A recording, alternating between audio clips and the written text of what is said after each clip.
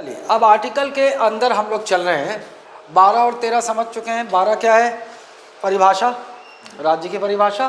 13 हम लोगों ने देखा कि मूल अधिकारों से असंगत वो विधियां, है ना, शून्य हो जाएंगी या रद्द हो जाएंगी, वो देखा। 13 के अंदर 3 प्रिंसिपल देखे हम लोगों ने। कौन कौन सा? एक, आच्छादन का सिद्धांत। दूसरा, पृथक्करणीयता का सिद्धांत। तीसरा, अधित्याग का सिद्धांत। उसके बाद हम लोग आ गए 14 में। 14 में देखा हम लोगों ने विधि का समान संरक्षण और विधि के समक्ष समता और विधियों का समान संरक्षण। विधि के समक्ष समता कहाँ से लिया गया? ब्रिटेन से। और विधि के समान संरक्षण अमेरिका से लिया गया। बिल्कुल पकड़ लो, रख लो। अब विधि के समक्ष समता, विधि का समान संरक्षण, ये बड़े एग्जामों के लिए, छोटे एग्जामों के लिए नहीं, लेकिन ग्रेजुएट लेवल एग्जाम में व्यापम, पीएससी, यूपीएससी पकड़ सकता है। यहाँ से समझो क्या है। सभी समान है। विधि के समक्ष समता मतलब विधि के समक्ष समानता, सभी समान है। यहाँ तो कोई परेशानी नहीं है। समान, किसी को भी समान, किसी विधि के सभी समान है, किसी को भी विशेषाधिकार नहीं, ये कटेगा। किसी को भी विशेषाधिकार नहीं, विधि के समक्ष सभी समान है। उसके बाद देखिए, सभी व्यक्ति, कानून या विधि के समक्ष सभी व्यक्तियों के साथ समान व्यवहार। कानून और विधि सबके साथ समान व्यवहार करेगा। कोई भी, चाहे अमीर गरीब, विधि के ऊपर नहीं है। ये आराम से समझने वाली चीज़ है, रटने वाली चीज़ नहीं है। विधि के समक्ष समता मतलब विधि के सामने सब समान है, किसी को विशेषाधिकार नहीं है, ना गरीब ना ऊपर, कोई ऊपर नहीं है। ये नकारात्मक है। अभी आपको आश्चर्य लगेगा कि ये नकारात्मक कैसे हुआ ना, लेकिन ये नकारात्मक दृष्टिकोण है। इधर आओ, विधि का समान संरक्षण। इसमें विधि के माध्यम से दिए गए अधिकारों में समान परिस्थिति में समान व्यवहार। यहाँ क्या है? समान परिस्थिति में समान व्यवहार, ये है कीवर्ड, समान परिस्थिति में समान व्यवहार। भाई, क्या समाज में सब बराबर हो सकते हैं? नहीं हो सकते। स्त्री पुरुष क्या एक है? नहीं है। बायोलॉजिकली अलग है, सामाजिक दृष्टिकोण से भी अलग है। अमीर और गरीब भी होते हैं। ये नकारात्मक है, क्योंकि ये हो नहीं सकता। अब इधर आ जाइए। अब जैसे मान लो ये महिलाएं हैं सब और ये है पुरुष सब।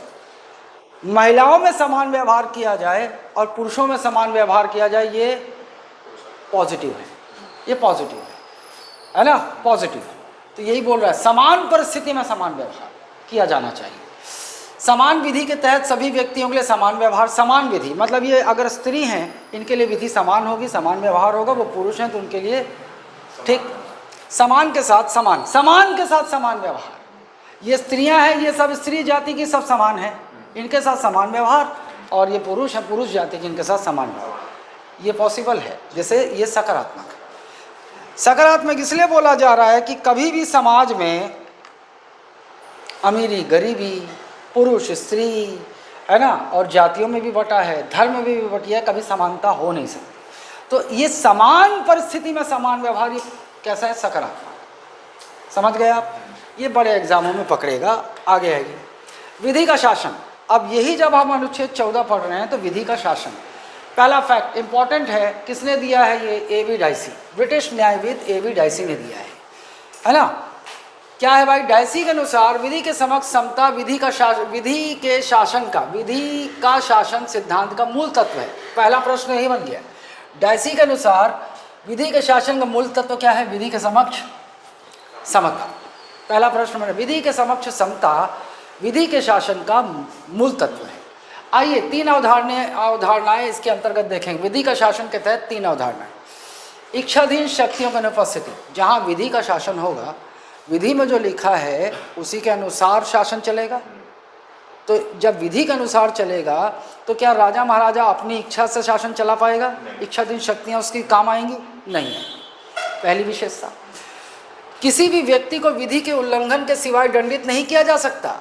विधि में लिखा हुआ है और उसका उल्लंघन हुआ तभी दंडित किया जा सकेगा विधि के शासन में। कोई अपनी मर्जी से ऐसा नहीं, राजा का दिमाग खराब है फांसी पर लटका दो, अगले दिन दिमाग अच्छा है तो छोड़ दो, ऐसा नहीं चलेगा। विधि के समक्ष समता, यही विधि के समक्ष सभी समान होंगे। कोई भी नागरिक सामान्य विधि के ऊपर नहीं है, सामान्य विधि के ऊपर नहीं होगा। ये समझने वाली चीज़ें हैं, बहुत रटना नहीं है आपको इसको। व्यक्तिगत अधिकारों की सर्वोच्चता अर्थात संविधान व्यक्तिगत अधिकारों का परिणाम है। ये जो एवी डाइसी है ये क्या मांगता है? ये बोलता है व्यक्तिगत अधिकारों की सर्वोच्चता। ये इसके डाइसी बोलता है कि विधि के शासन में व्यक्तिगत अधिकारों की सर्वोच्चता होती है, अर्थात व्यक्तियों के अधिकारों से संविधान का निर्माण हुआ है। ये क्या बोल रहा है? परिणाम। संविधान किसका परिणाम है? व्यक्तियों के अधिकारों से, व्यक्तियों के अधिकारों का परिणाम है। क्या भारत में ऐसा है क्या? देखो, डाइसी ब्रिटिश न्यायविद है, उसने विधि का शासन सिद्धांत दिया है। विधि के शासन में वो कहता है कि व्यक्तिक अधिकारों की सर्वोच्चता है, इनको सर्वोच्चता दी गई है। तो बोलता है कि व्यक्ति के अधिकारों का परिणाम है संविधान। लेकिन हमारे यहाँ है क्या भाई? संविधान है तो इसने भाग 3 से आपको अधिकार दिए, उल्टा है। तो ये वाला कंसेप्ट क्या भारत में लागू होता है? ये लागू नहीं होता है। ये वही लिखा हुआ है, वही लिखा है, वही लिखा है ना कि कुछ अलग लिखा है?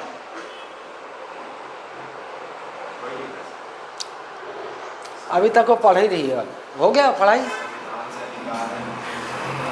तीसरा भारतीय संविधान में लागू नहीं होता। ये भारतीय संविधान में लागू होता है क्या? है ना, ये तीसरा है ये। अरे ये देखो, सुनो, ये इसका भाग है, ये इसका भाग है, ये है तीसरा, है ना। तुम करती जाओ उसमें, तुमको उसी के हिसाब से अब शीट रखी है ना, हाँ उसके हिसाब से करना है। ये तीसरा वाला लागू नहीं होता। समता के अपवाद देख लो आप। अनुच्छेद 14 समानता का अधिकार का पहला अनुच्छेद है और इसका अपवाद देखते हैं। अनुच्छेद 361, अनुच्छेद 361 राष्ट्रपति और राज्यपाल के विशेषाधिकार यहाँ दिए हुए हैं। अब अगर ये देखो, ये क्या हो गया? ये हेडिंग हो गया, साइड हेडिंग, और ये सब क्या हो गया उसके?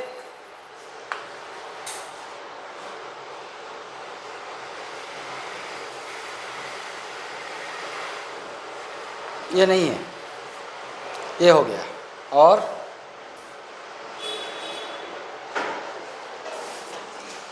इसमें भी थोड़े एडिटिंग की ज़रूरत है।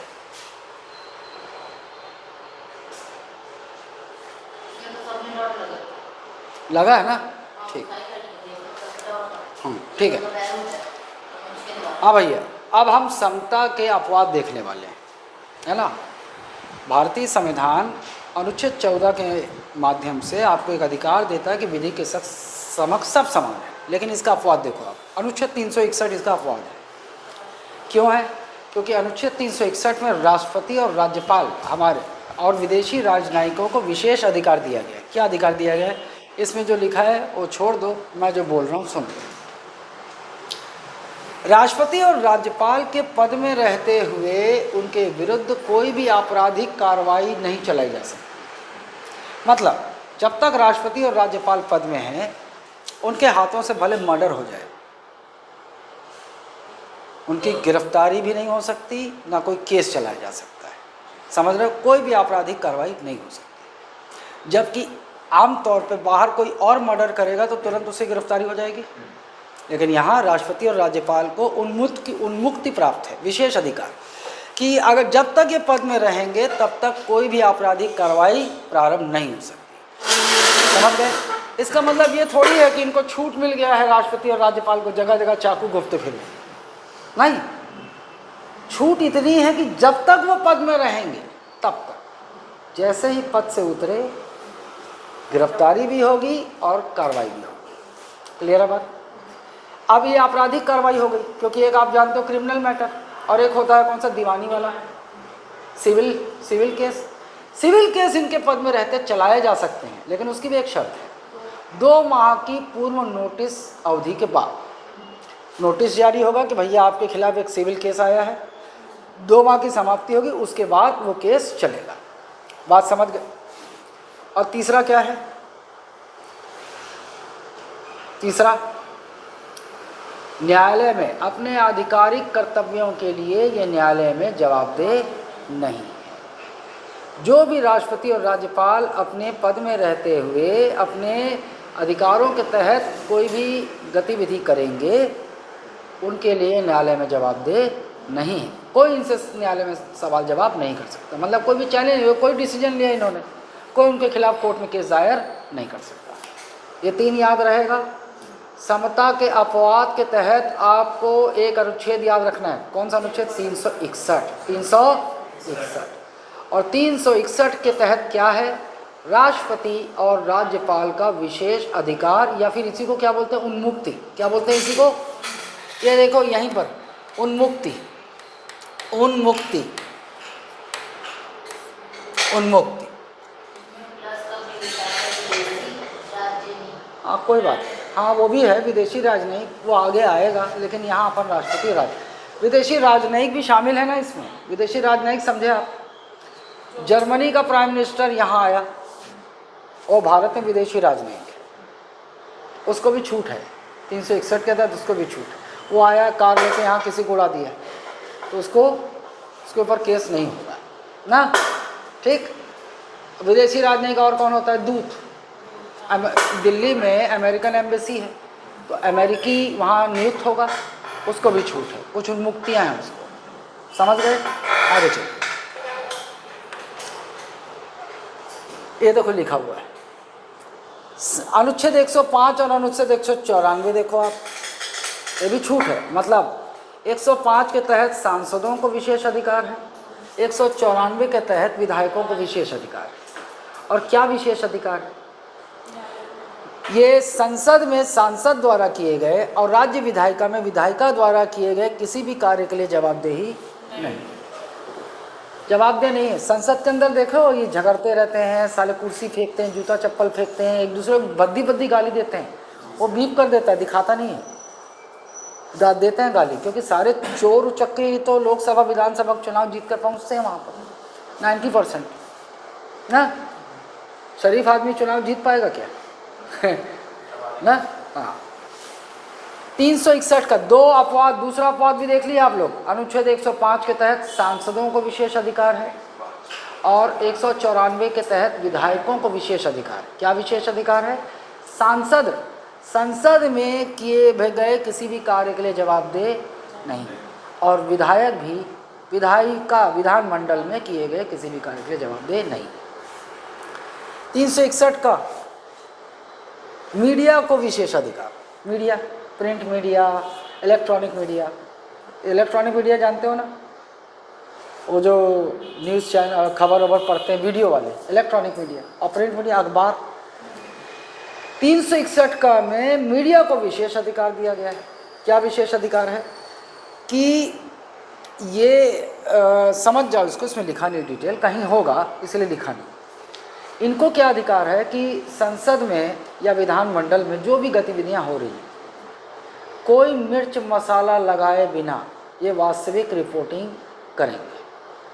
आप लोग देखना, ये संसद, लोकसभा और राज्यसभा की जब कार्रवाई टेलीकास्ट करते हैं, इसमें कोई मिर्च मसाला नहीं लगाते। बाकी देखो हर जगह देखो मिर्च मसाला लगा के बताते हैं, झूठा खबर बताते हैं, वहाँ नहीं कर सकते, है ना। लेकिन विशेष अधिकार तो है ना, ये टेलीकास्ट कर सकते हैं संसद और विधानमंडल की गतिविधियों को, लेकिन वस्तुतः जैसा हुआ है वैसा प्रस्तुत करना होगा, ठीक है ना। समान सिविल संहिता वर्तमान में केवल गोवा ना, गलत, केवल यहाँ पे एक चीज़ जोड़ो, उत्तराखंड, उत्तराखंड, केवल 2 ही राज्य में समान सिविल संहिता लागू है। तथ्य हो गया। सवाल देखो, ये समान सिविल संहिता, इसको समान नागरिक संहिता भी कहते हैं, कॉमन सिविल कोड भी कहते हैं, CCC। क्या कहते हैं? देखो अंग्रेजी में इसको कहते हैं uniform civil code, uniform civil code. इसी को कहते हैं common civil code, common civil code. अगले हफ्ते आपका टेस्ट बढ़िया होगा ये इस हिस्से से। अभी तो क्या है, शुरू ही किए थे मौलिक अधिकार, तो इतने ज़्यादा प्रश्न बनते नहीं है ना। लेकिन ये ख़त्म हो जाएगा, मौलिक अधिकार और राज्य की नीति नहीं दे सकता तो 70-80 प्रश्न देखने को मिलेगा। इसी को हिंदी में कहते हैं समान नागरिक संहिता, या फिर समान सिविल संहिता, वो देखो समान सिविल संहिता,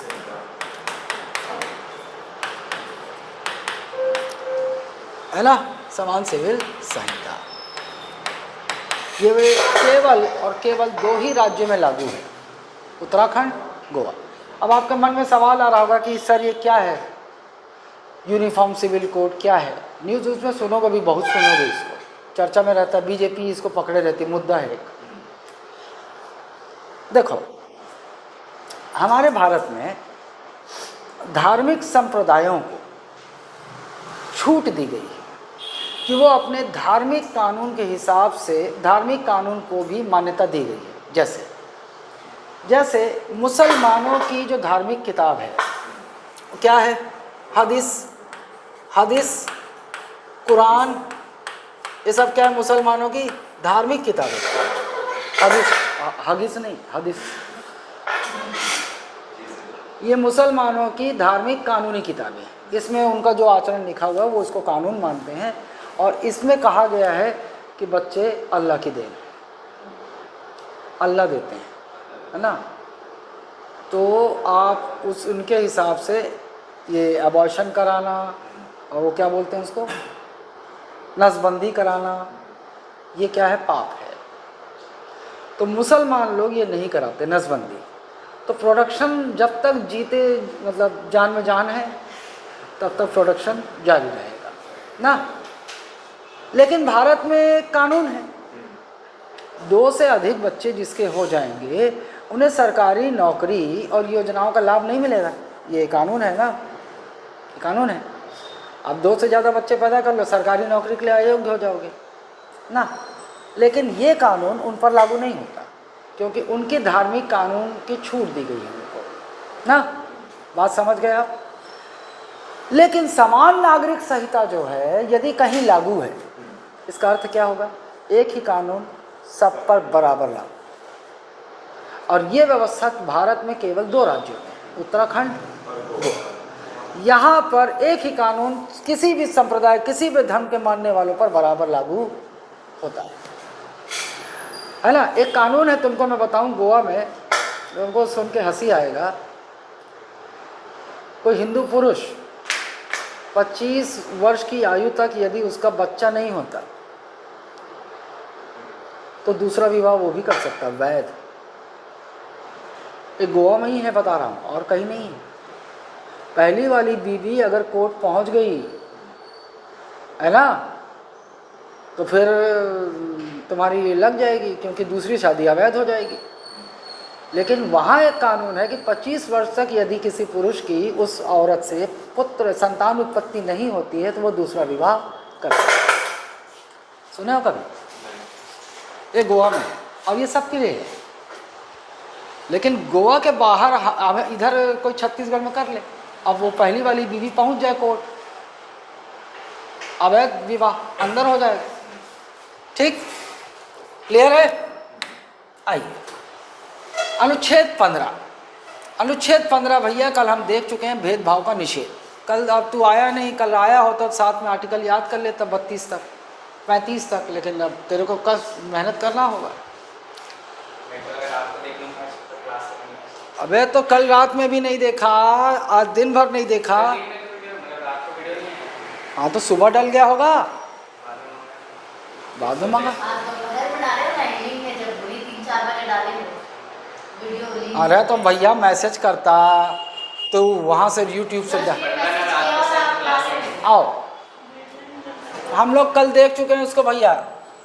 5 आधारों पर भेदभाव का निषेध आपका मौलिक अधिकार है। 15 क्या क्या? धर्म, जाति, लिंग, मूल वंश और जन्म। अब अंदर चलते हैं। अब अंदर चलेंगे मतलब ग्रेजुएट लेवल एग्जाम में अब यहाँ से पूछ सकते हैं अंदर से। अनुच्छेद 15 का क्लॉज 5, सामाजिक व शैक्षणिक, ये बोल्ड कर देना भैया, सामाजिक व शैक्षणिक, ये कीवर्ड है, सामाजिक व शैक्षणिक रूप से पिछड़े या अनुसूचित जाति अनुसूचित जनजाति को, मतलब गैर शैक्षणिक प्रवेश। देखो अब ये देखो आप, ये भी करना पिछड़े, ये भी बोल्ड, ये भी बोल्ड, ये भी बोल्ड।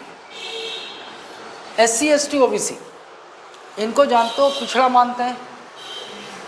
एक जीके याद रख लो, संविधान ने किस आधार पर इनको पिछड़ा माना है? सामाजिक और शैक्षणिक। किस रूप से ये पिछड़े हैं? सामाजिक और शैक्षणिक। SC ST OBC इनको सरकारी या गैर सरकारी शैक्षणिक संस्थानों में प्रवेश, इनको स्पेशल है ना ST SC OBC को। सरकारी या गैर सरकारी स्कूलों में इनके लिए सीटें आरक्षित होती हैं, स्कूल शैक्षणिक संस्थानों में। तो ये आपको संविधान के 15(5) से मिलता है, संविधान के 15(5) से। मतलब क्या है भैया? सामाजिक और शैक्षणिक रूप से SC ST OBC को सरकारी या गैर सरकारी शैक्षणिक संस्थानों में आरक्षण, सीटों का आरक्षण। अनुच्छेद 15(6) में देखो आप, 103 संविधान संशोधन अधिनियम 2019 जोड़ा गया। 2020, इसको 2020 करो। 104 2020, ठीक, 104। 103 संविधान संशोधन अधिनियम 2019, तो ये पूरा बोल्ड करो ना भैया, पूरा द्वारा जोड़ा गया है। 15 क्लॉज 6 इस संविधान संशोधन द्वारा जोड़ा गया। और क्या शब्द जोड़ा गया? आर्थिक पिछड़ापन। क्या जोड़ा गया? अर्थात आर्थिक रूप से पिछड़ा हुआ। ये शब्द किसके लिए इस्तेमाल होता है? सवर्णों के। किसके लिए? सवर्ण। सवर्ण समझ रहे हो ना? अनरिजर्व मतलब कौन कौन? अरे कौन कौन सा समुदाय? ब्राह्मण, क्षत्रिय, वैश्य। ये 3 लोग सवर्ण कहलाते हैं। तो आर्थिक पिछड़े, इन सवर्णों में आर्थिक पिछड़े हुए जो लोग हैं आर्थिक रूप से, उनके लिए भी सरकारी या गैर सरकारी शिक्षण संस्थानों में आरक्षण या प्रवेश की व्यवस्था की गई। कहाँ? 15(6). 15(5) में SC ST OBC, 15(5) में SC ST OBC, 15(6) में आर्थिक रूप से पिछड़े सवर्ण, आर्थिक रूप से पिछड़े सवर्णों को सरकारी या गैर सरकारी। और 15(6) मूल संविधान में था क्या? नहीं था। 103 संविधान संशोधन अधिनियम 2019 द्वारा जोड़ा गया है। बात क्लियर है? आगे चलिए। अपवाद देख लीजिए, क्योंकि अनुच्छेद 15 कह क्या रहा है? धर्म, जाति, लिंग, मूल वंश और जन्म स्थान पर के आधार पर भेदभाव का प्रतिषेध है। कोई भेदभाव नहीं कर सकता। अब अपवाद देखो इसका। पहला, अगर 15 पढ़ते हो आप तो पहले ही आपको कॉन्ट्राडिक्शन लगता है। कॉन्ट्राडिक्शन कैसे लग रहा है? धर्म, जाति, लिंग, लेकिन जाति आधार पर पहले ही भेदभाव आपको दिखने लगेगा। लिंग के आधार पर भी भेदभाव दिखता है। तो अपवाद देख लो आप। महिलाओं का स्थानीय निकाय में आरक्षण। अच्छा, अब एक काम करो भैया, महिलाओं का स्थानीय निकाय में आरक्षण, इसको दिए मातृत्व अवकाश। दूसरा पॉइंट है, यहाँ है मातृत्व अवकाश। अब अपवाद देख रहे हो आप भैया, भेदभाव कैसे हो रहा है। महिलाओं का स्थानीय निकाय में आरक्षण। आप पंचायत और नगर पालिका चुनाव में महिला आरक्षण देखते हो, है ना? अब इसमें और चीज़ें जोड़नी होगी। देखो, महिलाओं का स्थानीय निकाय लोकसभा तथा विधानसभा में, लोकसभा तथा विधानसभा, ये जोड़ दो भैया। 106 संविधान संशोधन, विधानसभा में आरक्षण ना, जोड़ेगा ना? जोड़ना है ना इसको। ये हो गया 106 संविधान, आप बाद में पढ़ोगे। 106 संविधान संशोधन अधिनियम 2023 पारित किया गया है और इसके अनुसार महिलाओं को लोकसभा और विधानसभा में भी सीटों का आरक्षण की व्यवस्था की गई ना। लेकिन ये लागू होगा 2029 के लोकसभा चुनाव से। अभी लागू नहीं हुआ है, लेकिन व्यवस्था तो हो गई ना। ये हो गया। दूसरा है मातृत्व अवकाश। भेदभाव हो रहा है कि नहीं हो रहा है? पुरुषों के लिए तो नहीं है अलग से आरक्षण, लेकिन महिलाओं के लिए है। मातृत्व अवकाश, मातृत्व अवकाश जानते हो? जब औरत प्रेग्नेंट होती है तो उसको, अगर वो नौकरी में है, सरकारी नौकरी में, तो उसको एक प्रेगनेंसी के लिए 6 महीने की अवकाश मिलता है। 6 महीने का अवकाश है ना, एक प्रेगनेंसी के लिए। और 2 के लिए 2 बार मिलेगा। तीसरा अलाउ नहीं है, तीसरे में तो नौकरी चली जाएगी। है ना, 2 बार ना। और खासियत मैं बता देता हूँ तुमको, 6 महीने पूरी छूट, फुल सैलरी, पूरी छुट्टी, और ये कभी भी ले सकती है। इस पूरे मतलब एक बार प्रेग्नेंट हो गई, बच्चा डिलीवर करने वाली है, तो इस अवधि में 6 माह कभी भी ले सकती है और फुल सैलरी मिलेगा। ये पुरुषों के साथ ऐसा, लेकिन पुरुष पैदा भी तो नहीं करते हैं ना। बच्चों का निःशुल्क शिक्षा भैया, बच्चों का ये देखो डॉट लगाओ, निःशुल्क शिक्षा। अब बच्चों को निःशुल्क शिक्षा दिया जा रहा है, बड़ों को नहीं दिया जा रहा है। भेदभाव हुआ कि नहीं हुआ? लेकिन ये अपवाद है ना, ऐसी व्यवस्थाएं की गई। अनुसूचित जाति, अनुसूचित जनजाति, अन्य पिछड़ा वर्ग, इनको तो आरक्षण है ना भैया, हुआ नहीं? हुआ कि नहीं? आधा भेदभाव हो रहा है कि नहीं?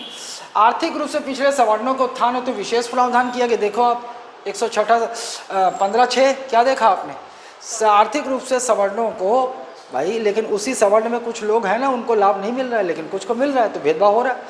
इसका मतलब ये मत समझो, 15 जो बोल रहा है वो आपको याद रखना है। धर्म, जाति, लिंग, मूल, वंश और जन्म के स्थान पर भेदभाव का निषेध है, लेकिन इसी संविधान ने इनके लिए विशेष व्यवस्था भी की हुई है। क्लियर है बात? असंवैधानिक नहीं है, क्योंकि संविधान ने विशेष व्यवस्था की हुई। क्लियर है?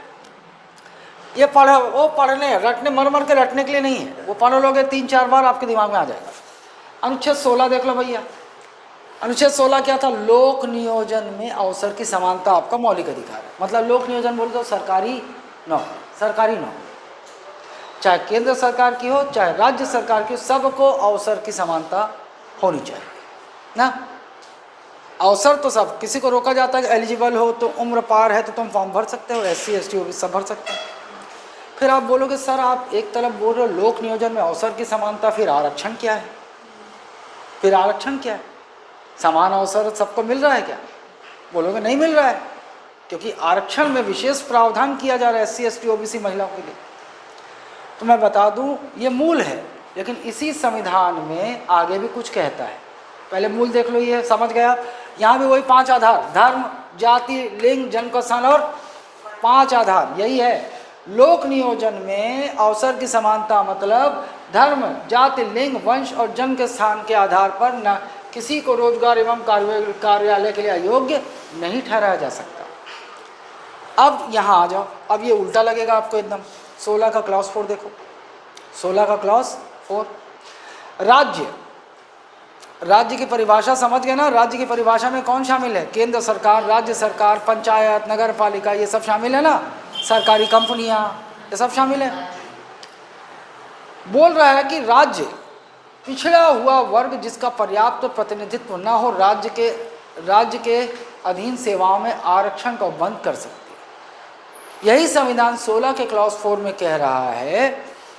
राज्य मतलब केंद्र सरकार, राज्य सरकार दोनों।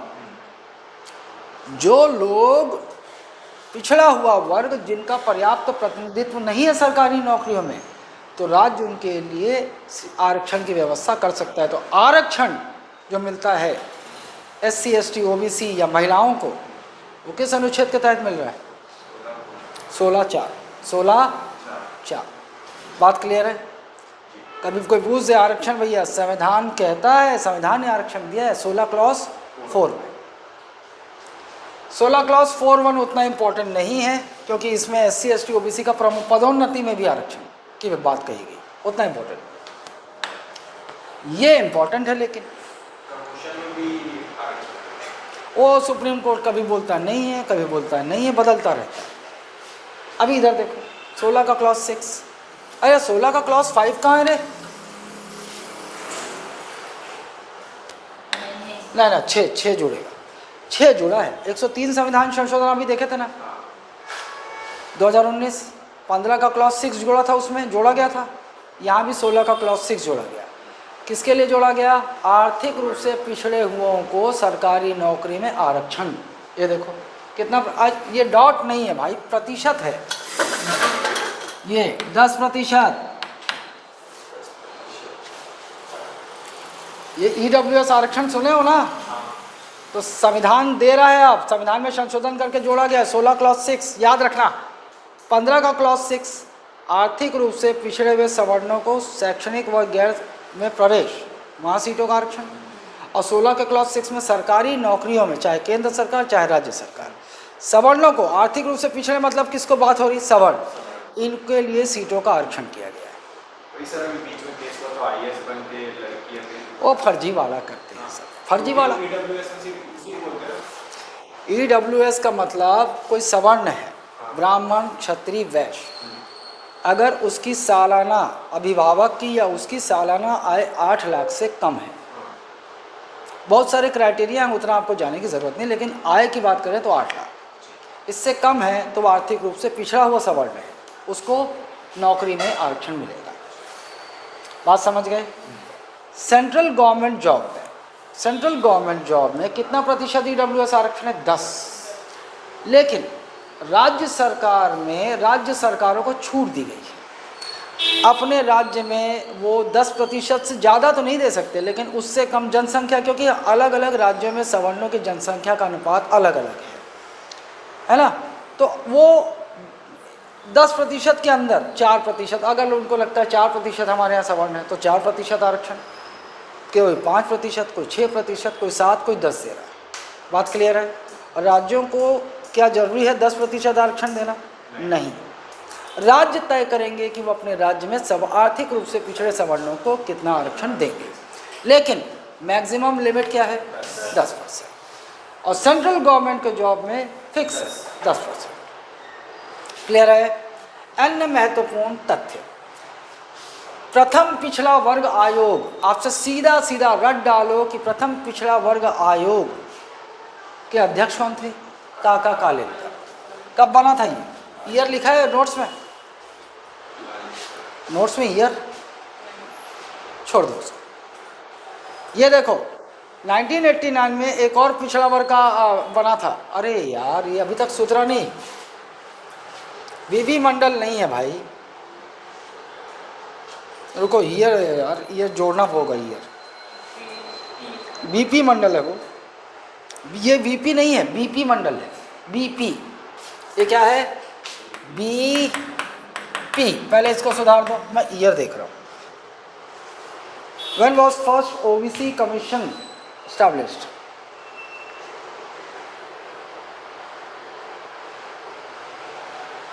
(1953) जोड़ लो तो इसको, यहाँ ब्रैकेट में यहीं पर जोड़ना 1953, और इसको कहाँ जोड़ना, यहाँ 1989। ये जीके है, कभी भी पूछ देगा। प्रथम पिछड़ा वर्ग आयोग का गठन 1953 में किया गया था, इसके अध्यक्ष कौन थे, काका कालेलकर। और दूसरा पिछड़ा वर्ग आयोग कब गठित किया गया, 1989, अध्यक्ष कौन थे, बीपी मंडल। द्वितीय ओबीसी यहाँ लिखा हुआ है, ये देखो, अरे एरो कनेक्ट कर देना, ये 2 तथ्य हो गए, प्रथम और ये द्वितीय, और इससे जुड़ा हुआ ये तथ्य है।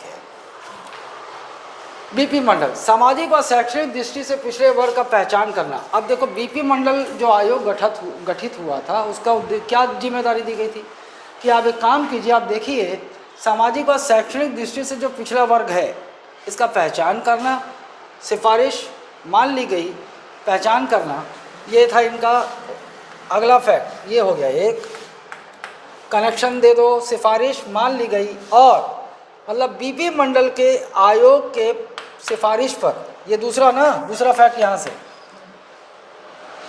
1990, ये इम्पोर्टेंट है, 1990 में अन्य पिछड़ा वर्ग को 27% आरक्षण, ये दूसरा तथ्य हो गया, है ना। और ये क्या है, विश्वनाथ वीपी है, ये वीपी, अरे यार सब एडिट करा चुका हूँ, ले ठीक।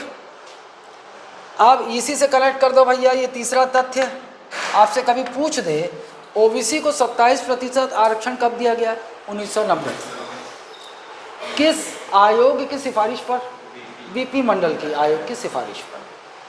तीसरा फैक्ट, जिस समय ये दिया गया, लागू किसने किया, उस समय प्रधानमंत्री कौन थे, विश्वनाथ प्रताप सिंह। वीपी सरकार यहाँ लिखो तो, वीपी सरकार मतलब विश्वनाथ वीपी सिंह, यहाँ लिख दो वीपी सिंह सरकार द्वारा लागू, है ना, ये लागू किया गया। और वर्तमान में ये देखो नेक्स्ट फैक्ट है, ये वर्तमान में, यहाँ से नेक्स्ट फैक्ट लाओ, वर्तमान में अन्य पिछड़ा वर्ग के लिए क्रीमी लेयर सालाना 8 लाख या उससे 8 लाख या उससे ज़्यादा तय है। समझ गए? इसको सुधार देना ना पूरा। ये अलग अलग तथ्य हैं, कंटेंट एक साथ वहाँ मिक्स हो गया है बस। अब आपको क्या याद रखना है समझो। प्रथम पिछड़ा वर्ग आयोग जो 1953 में गठित हुआ था, उसके अध्यक्ष कौन थे? काका कालेलकर। द्वितीय पिछड़ा वर्ग आयोग कब गठित किया गया? 1989। इसके अध्यक्ष कौन थे? बीपी मंडल। बीपी मंडल की सिफारिश पर मंडल आयोग टीवी देखोगे ना, मंडल आयोग आएगा। जब भी ओबीसी आएगा, ओबीसी आया, मंडल आयोग आया, मंडल आयोग का नाम लिया जाएगा। क्योंकि बीपी मंडल के ही सिफारिश पर 1990 में ओबीसी को सरकारी नौकरियों में 27% आरक्षण दिया गया है ना, ओबीसी को। और 1990 में सरकार किसकी थी? प्रधानमंत्री कौन थे? विश्वनाथ प्रताप सिंह, वीपी सिंह। सरकार ने इसको लागू किया था। अब ओबीसी के लिए क्रीमी लेयर समझ रहे हो ना? अन्य पिछड़ा वर्ग में जो क्रीमी लेयर है उनको आरक्षण का लाभ नहीं मिलता। मैं ओबीसी हूँ लेकिन मुझे आरक्षण का लाभ नहीं मिला। क्यों? क्योंकि ओबीसी में क्रीम कहलाते हैं। क्यों कहलाते हैं? जेकर बाबू के अभिभावक के सालाना आय 8 लाख या उससे ज़्यादा है, वो क्रीम कहलाता है ओबीसी का, उसको आरक्षण नहीं मिलेगा ना। तो मेरे को आरक्षण नहीं मिला। समझ गए? क्रीम समझ रहे ना? ओबीसी में क्रीम क्या होता है? दूध के ऊपर तैरता है क्रीम। तो सारे ओबीसी में जो 8 लाख या उससे ऊपर वाले लोग हैं, इनकम वाले, तैर रहे हैं ऊपर। दबे हुए ओबीसी नीचे हैं, इनको आरक्षण मिलेगा। ठीक? लेकिन मैं तुमको बता दूं, ओबीसी आरक्षण का बहुत इतने सारे ओबीसी में समुदाय है ना, वो वास्तव में उनको लाभ मिलना नहीं चाहिए, नहीं मिलना चाहिए। ओबीसी में बहुत सारे, तुम ओबीसी में ऐसे बता दो ना, जाट ओबीसी में आते हैं, जाओ हरियाणा, उसमें सब रईस वही है। यादव देख लो, बहुत संपन्न है यादव, कुछ जगह, हर जगह नहीं। चंद्राकर भी ओबीसी में, और देख लो चंद्राकर लोग 100 एकड़ खेत आम बात होता है ना। दाऊ लोग, साहू कितने संपन्न है हमारे यहाँ साहू। ओबीसी में कुछ जातियां हैं जो एकदम दबी हुई हैं। जैसे मैं ओबीसी में, एक तो आप मेरी निषाद केवट, ये साले मूर्ख नदी से किनारे भागे ही नहीं, कहीं गए ही नहीं, वहीं जोंक की तरह चिपके रहे नदी किनारे, वहीं ऐसे खुला बदन एक गमछा लपेटे लिए, चल दिए, पानी में घुस गए, मछली मार रहे हैं, नाव चला रहे हैं, बस यही करते रह गए ना। बाकी लोग को देखो कितने संपन्न हैं, पैसे वाले हैं, शिक्षित हैं, लेकिन ओबीसी जाओ केवट मोहल्ला में चले जाओ ना, तुमको पता लग जाएगा गरीबी क्या होती है ना। ऐसा नहीं कि सभी वही हैं, उसी समुदाय से मैं भी निकल के आया हूँ, लेकिन मेरे पिताश्री ने बहुत संघर्ष किया है, बहुत गरीबी से संघर्ष किया है ना। लेकिन ऐसे कितने लोग हैं? बहुत कम है।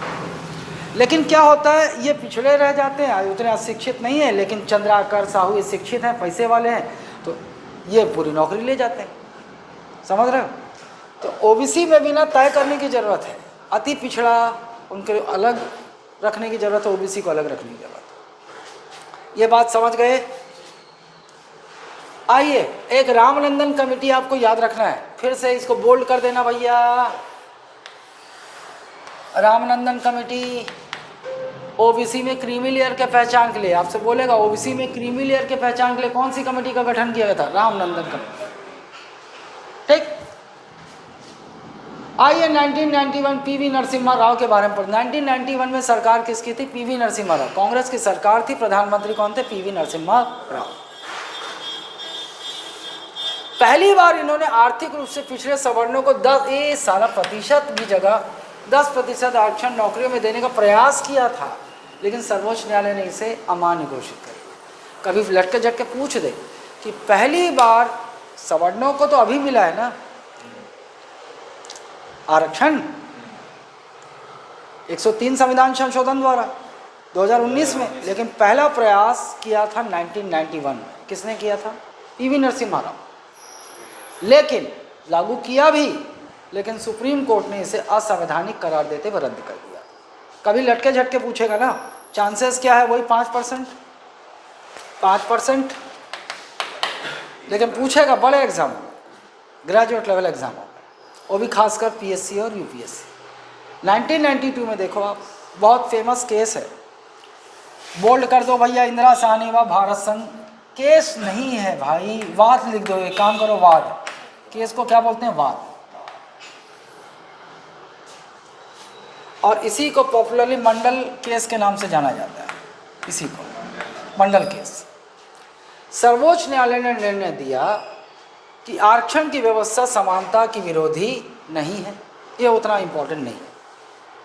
क्रीमी लेयर को ओबीसी वर्ग में आरक्षण नहीं। ये देखो क्या क्या इसमें दिया, 1, 2, 3, 4।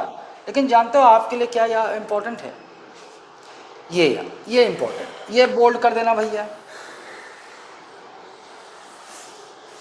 आपसे पूछेगा किस वाद में सुप्रीम कोर्ट ने आरक्षण की सीमा तय की थी? 50%। इस वाद में 1992 इंदिरा साहनी वर्सेस भारत संघ के केस, वाद को केस बोलते हैं, और पॉपुलरली जाना जाता है ये मंडल वाद, मंडल केस। सुप्रीम कोर्ट ने इसी में ये निर्णय दिया था कि भैया आरक्षण, किसी भी नौकरी में सीटों का आरक्षण 50% से अधिक नहीं हो सकता। बात क्लियर है? ये याद रखिएगा। 1992 के इंदिरा साहनी वर्सेस भारत संघ केस, भारत संघ मतलब भारत सरकार के खिलाफ इंदिरा साहनी ने केस किया था। इसी केस में सुप्रीम कोर्ट ने कहा कि नौकरियों में सीटों का आरक्षण 50% से अधिक नहीं हो सकता, और यही मंडल केस के नाम से जाना जाता है। क्लियर है बात? याद रखना। 1993 अन्य पिछड़ा राष्ट्रीय वर्ग आयोग का गठन संसद के संकल्प द्वारा। एक और कभी लटके झटके वाला 5%। अन्य पिछड़ा वर्ग राष्ट्रीय आयोग, अन्य पिछड़ा ओबीसी नेशनल कमीशन 1993 में गठित हुआ। लेकिन संविधान क्या किया? संसद ने संकल्प पारित कर किया है इसको। आइए 124वां संविधान संशोधन विधेयक। अब ये बहुत पुराना केस हो गया, तो आपको विधेयक का संख्या उतना इम्पोर्टेंट नहीं है, लेकिन ये काटो भैया, ये काटो 103वां संविधान संशोधन अधिनियम 2019। अब आपको मैं बता रहा हूँ, ये हेडिंग होगा ना 124वां संविधान संशोधन विधेयक, और एक काम करो 103 हाइफन को लेकर 103वां संविधान संशोधन अधिनियम 2019 यहाँ लाओ, और यहाँ पे लिखो सवर्ण आरक्षण। देखो विधेयक संख्या अलग होती है और अधिनियम संख्या अलग होती है, समझो आप। लेकिन आप ये उतना याद रखने की ज़रूरत नहीं है। आप सवर्णों को जो नौकरी में आरक्षण दिया गया, आप क्या याद रखोगे? कौन सा संविधान संशोधन अधिनियम? 103 संविधान संशोधन अधिनियम 2019, ये याद रखो। लेकिन ये समझा देता हूँ कि विधेयक संख्या 124 बोल रहा है और अधिनियम संख्या 103 बोल रहा है, ऐसा कैसे हो गया? देखो, आपको ये पता है कि संविधान में संशोधन करने का अधिकार किसका है? संसद का ना। राज्य विधायिका संविधान में संशोधन नहीं कर सकती। चलो भैया, अबे ये कहाँ होगी? ओके, एक कोई संविधान में संशोधन विधेयक आया, चलो 3 आ गया। इसका क्रम था 122, इसका था 123, इसका क्रम था 124। मतलब अभी तक संविधान संशोधन विधेयक जितने आए थे, इनसे पहले 121 आ चुके थे। 122वां विधेयक था, 123वां था, 114। क्योंकि इस समय ये क्या कहलाएगा? बिल। क्या है इस समय? संविधान संशोधन बिल ना, बिल। इस समय ये विधेयक है। आपको पता है जब संसद के दोनों सदन पारित कर देंगे, राष्ट्रपति का हस्ताक्षर होगा, तो यही बिल विधेयक क्या बन जाएगा? अधिनियम। और इससे पहले मान लेते हैं 102 संविधान संशोधन अधिनियम पारित हो चुके थे। अधिनियम मतलब भाई बिल को जब राष्ट्रपति की स्वीकृति मिलेगी तो अधिनियम बनता है। 102 हो चुके हैं।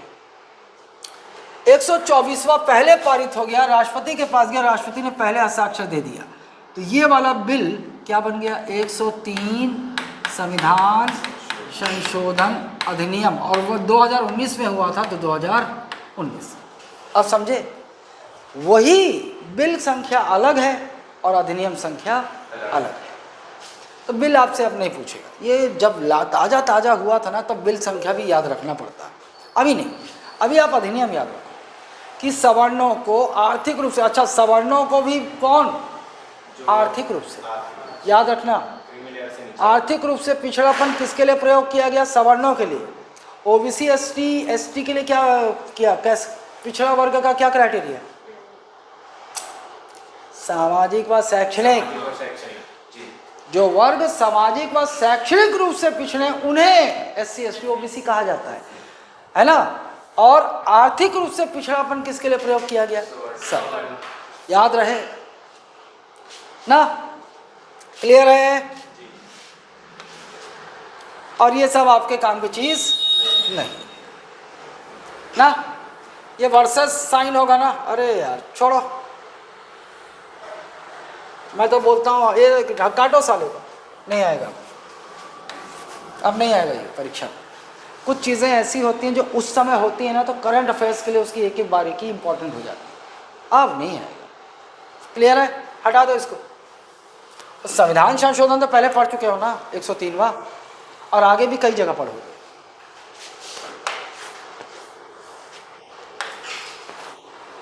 किस सवर्ण को मिलेगा लाभ, हटा दो, नहीं पूछेगा, लेकिन चलो आपके हटाओ मत, छोड़ो, एक काम करो, रहने दो साले को, बी फैक्ट लिख देना। तो वहाँ पर ये पूरा जिससे पहले लिखे है ना, बी फैक्ट, बी फैक्ट मतलब आने की संभावना ना के बराबर है, आपकी जानकारी के लिए। अब देखो, सवर्ण को मिलेगा लाभ, किसको, आर्थिक रूप से पिछड़ा व सवर्ण किसे माना जाएगा, सालाना आय 8 लाख से कम हो, वही ओबीसी वाला, लेकिन साथ में और क्राइटेरिया जोड़ दिया, घर 1000 वर्ग फीट से कम हो उसका, कृषि भूमि 5 एकड़ से कम हो, और नोटिफाइड नगर पालिका में नोटिफाइड एरिया में 109 वर्ग फीट से ज़्यादा का प्लाट ना हो, और नॉन नोटिफाइड एरिया में 209 वर्ग फीट का प्लॉट, इससे ज़्यादा ना। अगर इससे ज़्यादा कुछ भी हुआ तो वो सवर्ण गरीब नहीं कहलाए, आर्थिक रूप से पिछड़ा हुआ नहीं कहलाए। ये तो मजाक लगता है मेरे को, 5 एकड़। अबे हमारे यहाँ कुछ ऐसे ऐसे किसान हैं, 5 एकड़ मतलब एक एक पाटन में, अब हमारे यहाँ जितेंद्र और 6 एकड़ खेत थे रोड किनारे, और पाटन में 1 एकड़ रोड के किनारे खेत की कीमत 1 करोड़, 6 करोड़ का मालिक है।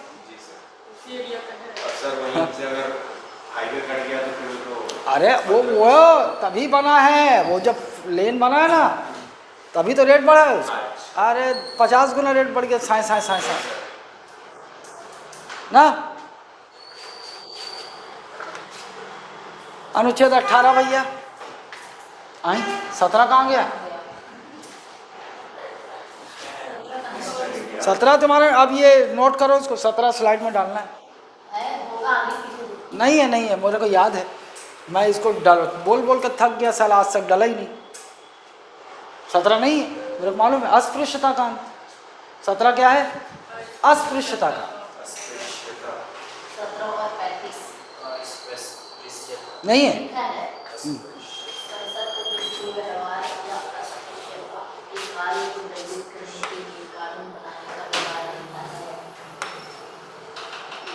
साला ये तुम्हारा टेस्ट के सिलेबस में है नहीं, टेस्ट का सिलेबस हो चुका है। सर कौन सा क्या 15 तुम्हारा नहीं है पूरा, अबे